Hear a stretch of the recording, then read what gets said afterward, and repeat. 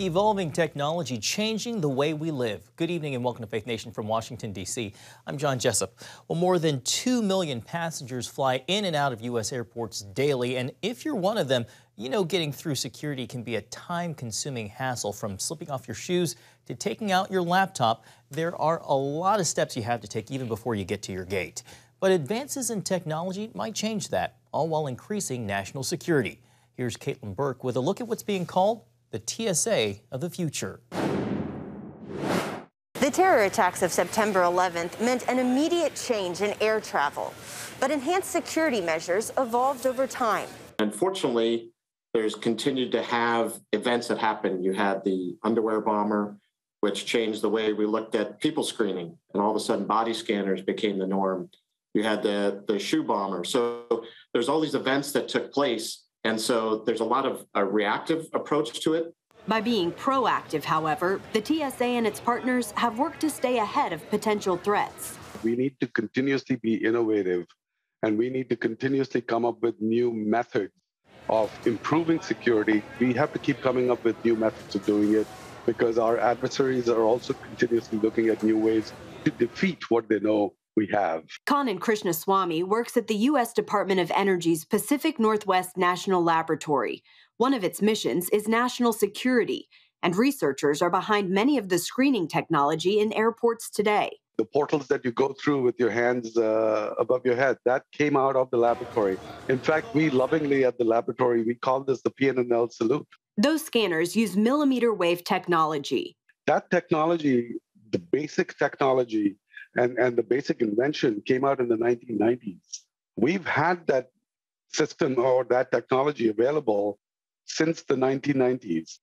Now, there was no real need for commercial deployment or deployment in the airports because airport security at that time was very different. The initial technology was actually marketed to be used in apparel fitting.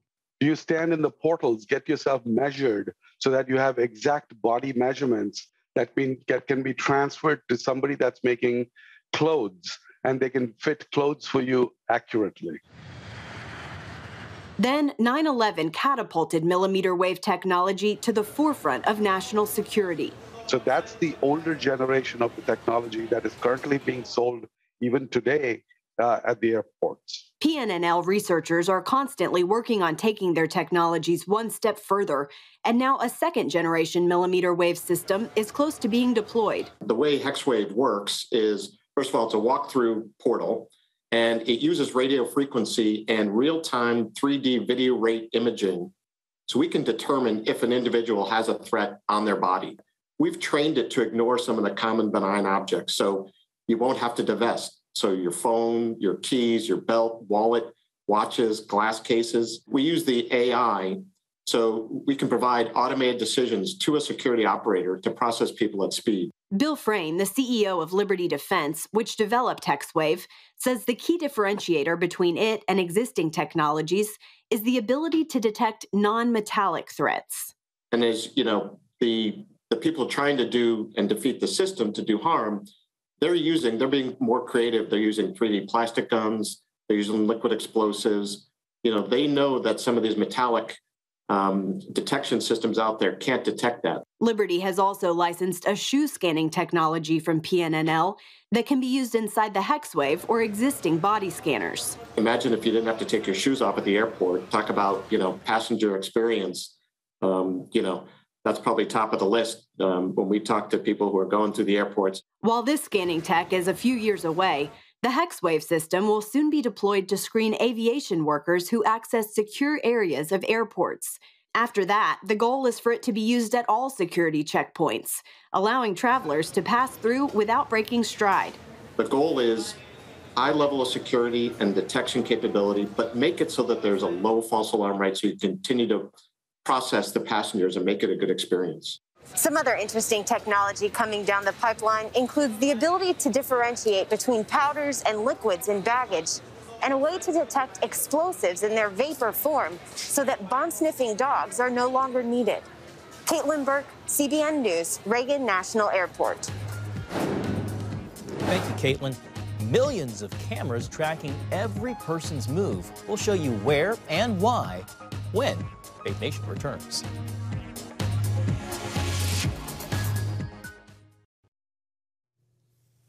Welcome back. In China, Big Brother is watching. More than 415 million surveillance cameras track the population 24/7. And that's not all. Add digital currency, social security cards, monitored smartphones, and more, and you have what's described as the perfect police state. CBN's George Thomas reports.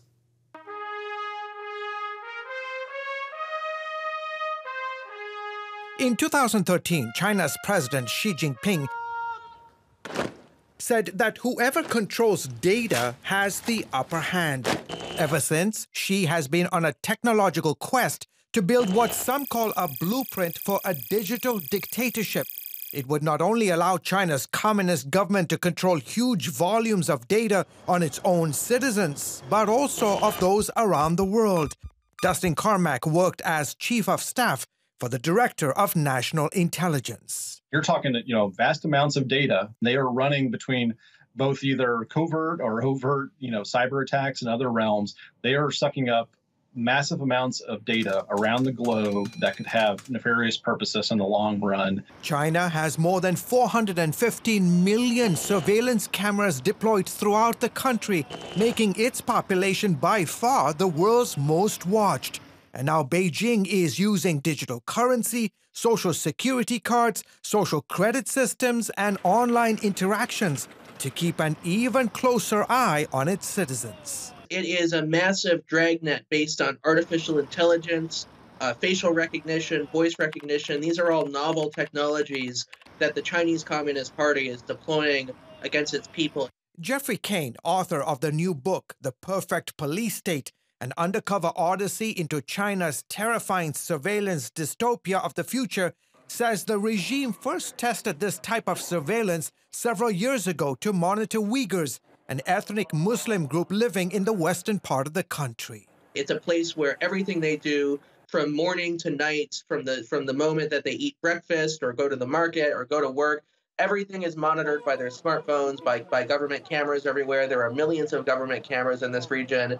And nothing is private, nothing is secret. Your entire life is exposed. Kane says his investigation found that those reams of data are fed to a massive police database, and with the help of artificial intelligence, attempts to predict whether or not someone will commit a crime in the future. But the thing is that the system has gotten out of control because, so I looked at a list of reasons that people can be detained for these pre-crimes. And it could be something as simple as, they bought a tent suddenly, or they stopped smoking suddenly. They change their behavior in ways that the system finds odd.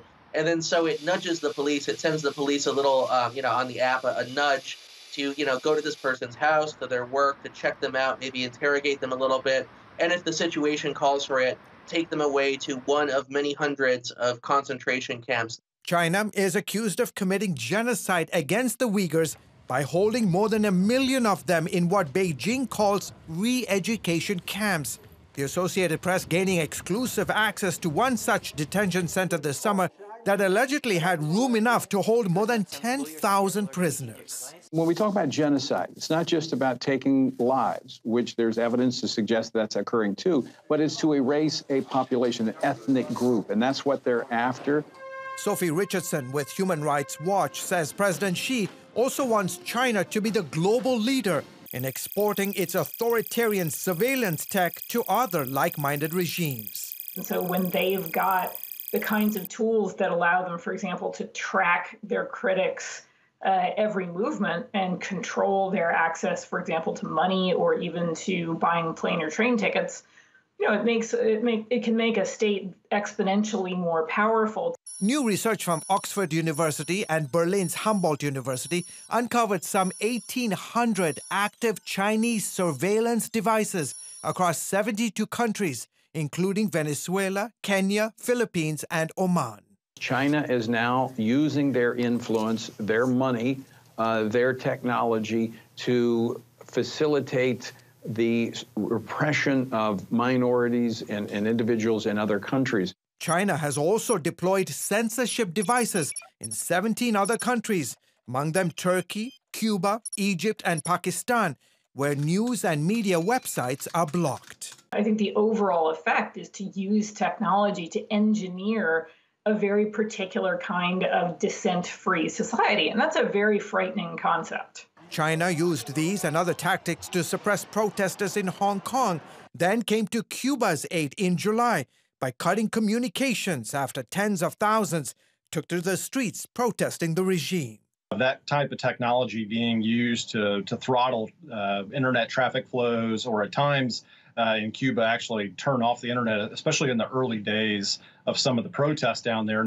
Meanwhile, new research shows that technology made by 7 American companies, including IBM, Microsoft, and Oracle, are facilitating China's surveillance of Uyghur Muslims with little to no consequences. I think that a lot of American companies have been caught with their pants down, frankly, because they spent the past 2 decades warming up to China, looking for market and business opportunities, profit opportunities, and now they've realized that they're making a deal with the devil. A deal that is handing China a treasure trove of data in its quest for global information superiority and digital control over its citizens and those around the world. George Thomas, CBN News. All right, thank you, George. With the rise of the machines, the spiritual effects of humanity's increasing dependency on technology. Next. Welcome back. In the last several years, the world has witnessed some of the most rapid developments in technology as people spend more time on their smartphones, computers, or with Alexa or Siri. Where does that leave serving God? Gary Lane looks at the potential spiritual dangers for people of faith who grow increasingly dependent on technology. We live in a rapidly advancing world, dominated by intelligent computers and high-tech machines. Author Wallace Henley says this could take American society deeper into dangerous territory, a less human world, which replaces the creator with the created. We have these machines emerging, and people are beginning to worship those machines. There's actually an AI church now. There's another technology specialist who said if this thing can go 1 billion times faster than the human brain, this machine, then the only thing that we can call it is God. Henley is a Christian Post exclusive columnist and author of the book, Who Will Rule the Coming Gods?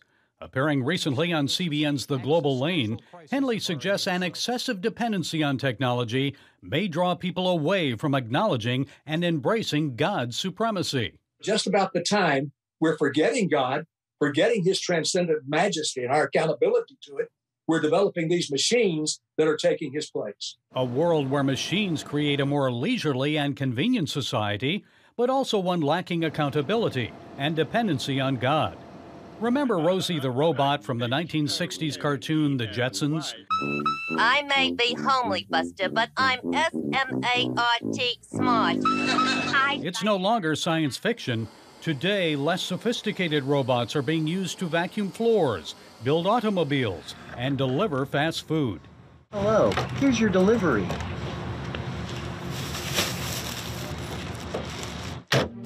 And meet Amazon's Astro, a robot that monitors your home and follows you from room to room. Think of Alexa on wheels. A robot? Yes. What are we going to do with a robot?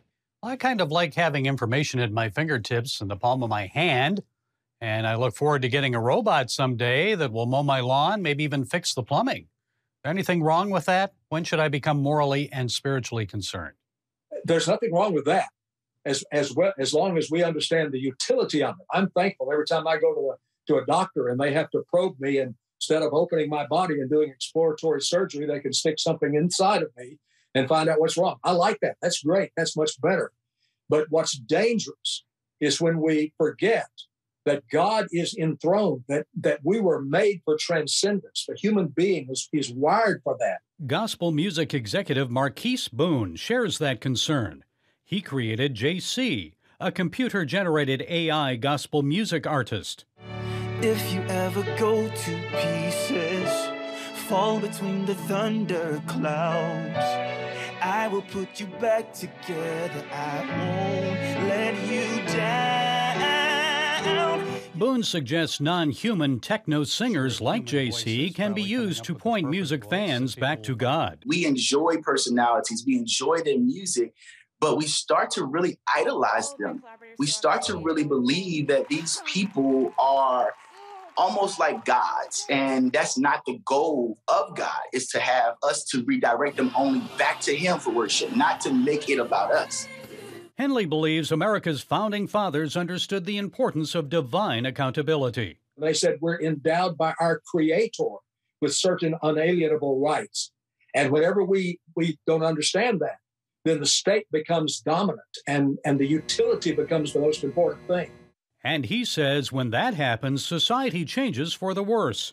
The slave era is just one example when human beings were treated as property. Henley believes the mindset is repeating itself in America today.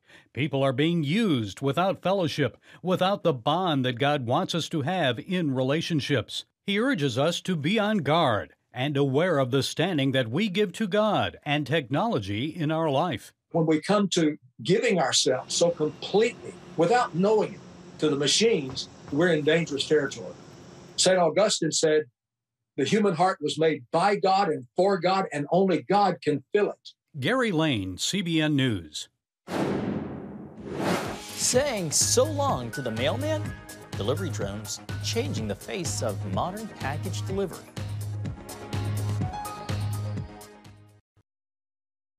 Your news channel. Your shows. The stories you care about. Anytime you want. Anywhere you want. Download the CBN News app today.